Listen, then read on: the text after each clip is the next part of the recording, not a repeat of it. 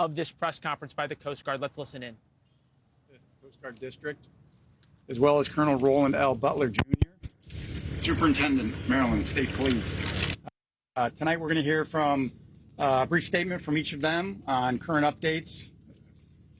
And after that, we'll be able to take a few questions, but we do need to keep it brief because we want to get these folks back to work. With that, I'd like to introduce Rear Admiral Shannon Gilreath. Hey, good evening, everyone. First, I'd like to say thank you to all of the first responders that have come out today to assist in looking for these individuals. We've had tremendous support across the state and county and city and federal enterprise. You've seen for yourself the helicopters flying over, the small boats that are out there, the Coast Guard cutter that's out there, the boats that go back and forth, bringing people out on scene to search for these individuals. So thank you to this entire community for helping in that regard. Second, I want to say thank you to the community for the outpouring of support to those first responders, and in particular the outpouring of support and prayers and support for the families of the 6 individuals. So I would like to announce tonight that based on the length of time that we've gone in this search, the extensive search efforts that we've put into it, the water temperature, that at this point we do not believe that we're going to find any of these individuals still alive.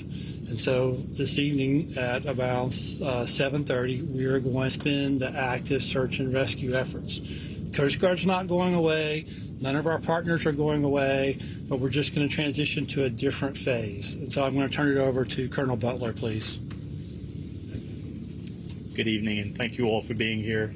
To echo the Admiral's comments here, we really appreciate the support from the community. To all the first responders here, we appreciate your patience and allowing us to do the best job possible and get the information as it comes up. At this point, as the Admiral said, we're going away from the searching portion to a recovery operation. The changing conditions out there have made it dangerous for the first responders, the divers in the water. We will still have surface ships out overnight.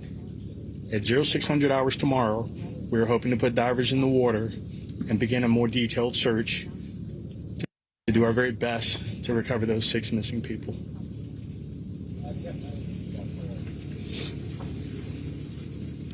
Thank you. With that, we have time for just a few questions. We know there's a lot of questions that still have to be answered, and we have time for just a few. So if we could take a few, please. So do we think it's still just 6? There's talk of maybe other cars on the bridge.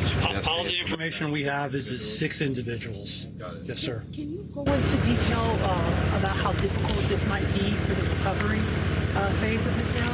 Like, what kind of challenges are you up against?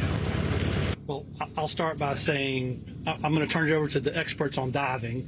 I'm not an expert on diving, but we've got very difficult water temperatures. You have structures from the bridge there that can move with the tides and currents, making that dangerous for divers and people in the water to actually try to do recovery. And we do not want to injure any of these first responders in this recovery effort. We absolutely. All right, you can hear the Coast Guard Admiral there describing much of what we have been telling you. Number one, this is no longer search and rescue.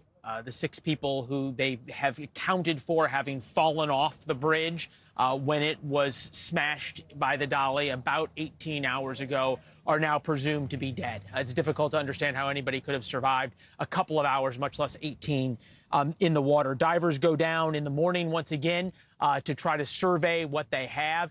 And he spoke to an issue that I think is quite important out here, is just how dangerous the scene behind me is, not only going to be for the next few days, but the next few months as they try to stabilize this bridge. There are going to be a lot of people risking their lives on a daily basis to try and reopen the port of Baltimore. Back here, as news warrants, we're also going to keep monitoring. As you can see there, the head of the Maryland State Police updating reporters mostly on local issues here as it relates to Baltimore and the traffic around it. There are some big issues as it relates to the bridge, the ship, and some big questions about what could have been done to the bridge, or perhaps how to hold those who own the ship responsible. Thanks for watching. Go to joinnn.com to find NewsNation on your television provider. And don't forget to click the red subscribe button below to get more of NewsNation's fact-driven, unbiased coverage.